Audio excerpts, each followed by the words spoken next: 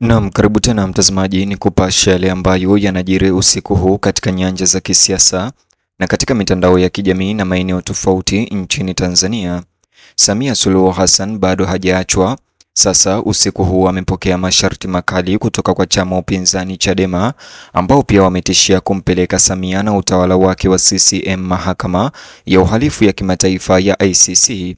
Kabla ni kuonyeshe masharti mapya amepewa usiku huu na Chadema, chukua sekunde yako moja, bonyeza alama like, kisha bonyeza neno subscribe na alama ya kengele chini ya video hii kabla ni kuonyeshe ripoti hii nzima. Chama cha upinzani nchini Tanzania usiku huu, chama cha demokrasia na maendeleo Chadema, kimetoa taarifa kali kwa umma kulaani kile kinachoeleza kuwa vyombo vya usalama vya nchi hiyo ni matumizi ya nguvu kupita kiasi na yasiyo ya lazima dhidi ya waandamanaji wa amani nchini Tanzania. Kwa mujibu wa chama hicho Chadema, Watanzania wengi waliojitokeza mitaani kueleza kero zao kwa amani walikabiliwa na ukandamizaji mkali na kusababisha vifo, majeraha makubwa na hofu kubwa kwa wananchi wa nchi hii. Kauli hiyo inatoa taswira mbaya ya hali ya sasa nchini na kutaja wakati wa giza kwa demokrasia na haki za kibinadamu nchini. Chadema ilieleza kusikitishwa na taarifa zinazoonyesha kuongezeka kwa vifo leo na jana na majeraha makubwa miongoni mwa wananchi, huku ikieleza hali hiyo kuwa ya kutisha na isiyokubalika katika nchi inayodai kufuata misingi ya kidemokrasia. Chama hicho kilieleza kuwa vurugu hizo zimeenea katika maeneo mbalimbali ya Tanzania kama ilivyothibitishwa na ripoti walizozipata hadi sasa. Matukio hayo wanadai yanawakilisha matumizi mabaya makubwa ya madaraka na ukiukwaji wa haki za kikatiba za watu za uhuru wa kukusanyika na kujieleza. Taarifa hii usiku huu inakwenda mbali zaidi kutaja picha na video za kuhuzunisha ambazo zimekuwa zikisambaa kwenye mitandao ya kijamii zikiripotiwa kuonyesha maiti zikiwa zimetapakaa mitaani. Chadema inadai kuwa baadhi ya hospitali zimeelemewa na idadi ya maiti na majeruhi, hali ambayo chama hicho inadai inalaumu kwa kiasi kikubwa juu ya matumizi ya nguvu kupita kiasi ya serikali.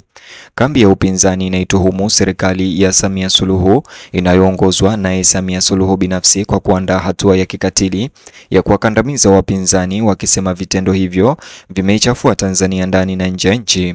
Mbali na madai hayo ya vurugu, Chadema pia inadai kuwa polisi na vyombo vya usalama vya dola na jeshi la polisi vimekuwa vikijaribu kuficha kiwango halisi cha majeruhi na kukata interneti. Kulingana na taarifa hiyo, maafisa wamekuwa wakizuru hospitali kote nchini kukusanya miili ya waliofariki wakati wa maandamano hayo na pengine kuficha ushahidi wa mauaji hayo.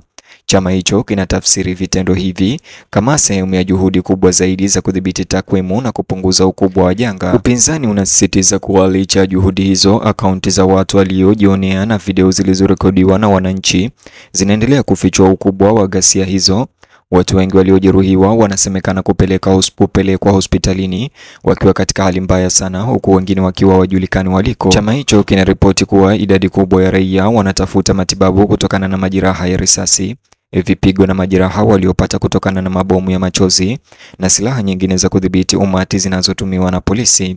Chadema inaeleza zaidi kuwa vurugu hizo zilitokea kufuatia maandamano ya amani yaliyoandaliwa kupinga kile ambacho upinzani unakieleza kuwa ni ghilba za serikali ya CCM katika mchakato wa uchaguzi na rushwa ndani ya taasisi za serikali. Wanaishutumu serikali ya CCM kwa kujibu kwa nguvu ya mauaji badala ya kushughulikia kero halali za wananchi. Upinzani unaita jibu hili sio tu ukiukaji wa haki za binadamu, lakini pia hatua hatari kuelekea ubabe. Katika taarifa hiyo, Chadema inaweka wazi kuwa inasimama kidete na wahanga na familia zao, ikiapa kuendelea kutetea haki na kuweza kumfikisha serikali ya Samia Suluhu katika mahakama ya kimataifa ya ICC. Chama hicho kinalaani kile kinachoita umwagaji damu wa raia wasio na hatia na kuapa kuandika visa vyote vya unyanyasaji kama ushahidi na kuwasilisha kwa mashirika ya haki za binadamu ya ndani pamoja na mahakama ya kimataifa ya The Hague. Inasisitiza kwamba wale waliohusika na mauaji na majeraha hayo lazima wakabiliwe na haki bila kujali nyadhifa zao au misimamo yao ya kisiasa. Uongozi wa Chadema unasisitiza kuwa haki ya kuandamana kwa amani ipo kwenye katiba ya Tanzania na sheria za kimataifa. Chama hicho kinaikumbusha serikali kuwa kuminywa kwa haki hizi kunadhoofisha msingi wa demokrasia ya taifa na kuondoa imani ya umma kwa taasisi zinazolenga kulinda raia. Pia wanaonya kuwa kuendelea kwa ukandamizaji kunaweza kuchochea machafuko zaidi, kwani watu wanapoteza imani katika njia halali na za amani za kuelezea malalamiko yao. Katika rufaa yake, chama hicho kinaitaka serikali kusitisha mara moja matumizi ya risasi za moto na njia nyingine za kuua dhidi ya raia wasio na silaha. Chadema inavitaka vyombo vyote vya ulinzi na usalama vya dola kufanya kazi kwa utulivu na weledi wakati wa kuendesha maandamano. Chama hicho kinasema kuwa serikali inayojiamini katika uhalali wake haipaswi kuogopa mkusanyiko wa amani na kwamba unyanyasaji dhidi ya wananchi ni ishara ya udhaifu na si nguvu. Chama cha Demokrasia na Maendeleo Chadema pia kimezitaka mamlaka za Tanzania kuachilia huru wale wote waliokamatwa wakati wa maandamano hayo, wakieleza kuwa ni wafungwa wa dhamiri zao. Kulingana na chama hicho, wengi wa waliozuiliwa kukamatwa walikuwa wakitumia tu haki yao halali ya kueleza kutoridhishwa na hali ya sasa ya kisiasa, ya kiuchumi na uchaguzi. Taarifa hiyo inasisitiza kuwa kuendelea kuwashikilia ni sawa na kuwekwa kizuizini kinyume cha sheria na mateso ya kisiasa. Chama cha upinzani pia kimetoa wito kwa vyombo vya kimataifa vikiwemo Umoja wa Mataifa na Mahakama ya Kimataifa ya Uhalifu ICC kuingilia kati na kuchunguza madai ya mauaji na ukiukwaji wa haki za binadamu. Chadema inasema iko tayari kuwasilisha ushahidi wa kina na mashahidi ili kuunga mkono wito wa uwajibikaji. Chama hicho kinashikilia kuwa ikiwa mifumo ya ndani itashindwa kutoa haki, uingiliaji kati wa kimataifa ndio utakaosalia kuwalinda raia wa Tanzania. Katika habari hiyo, kama unavyotazama kwenye screen yako, katika chama cha Demokrasia na Maendeleo Chadema kimetoa amri hizi 4, nikinukuu kuanzia ya kwanza: tunalaani vikali matumizi ya nguvu yasiyo ya lazima ya vyombo vya dola vya Tanzania dhidi ya waandamanaji. Na ya pili walisema tunavitaka vyombo vya dola kuacha mara moja matumizi ya nguvu zilizopitiliza na yasiyo na ulazima wowote kwa raia wanaoandamana. Na ya tatu walisema tunaishauri na kuiomba jumuiya ya kimataifa, hasa Umoja wa Mataifa na Mahakama ya Kimataifa ya Makosa ya Jinai ICC, kuendesha kwa udharura uchunguzi huru wa mauaji haya yaliyofanywa na serikali ya Tanzania dhidi ya raia wake na kuchukua hatua stahiki.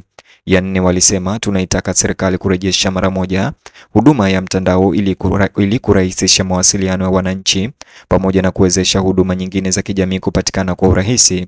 Mtazamaji, kama unavyotazama kwenye screen yako, hiyo ndio barua ya Chadema ilivyosema. Zaidi ya hayo, Chadema inazituhumu mamlaka tawala kwa kufifisha demokrasia ya Tanzania na nafasi ya kidemokrasia nchini.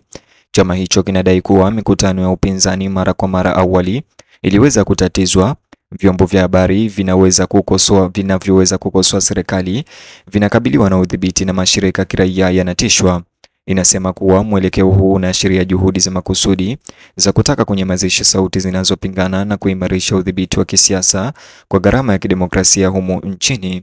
Mtazamaji, bonyeza alama ya like kisha bonyeza neno subscribe na alama ya kengele chini ya video kisha nijuze maoni yako upande wa comment section kuhusiana na ripoti ama chapisho ama ujumbe huu au barua hii ya Chadema usiku huu. Vile bonyeza kiboksi hicho kwenye screen yako. Ukifanya hivyo kitakuelekeza katika video ama taarifa zetu mpya.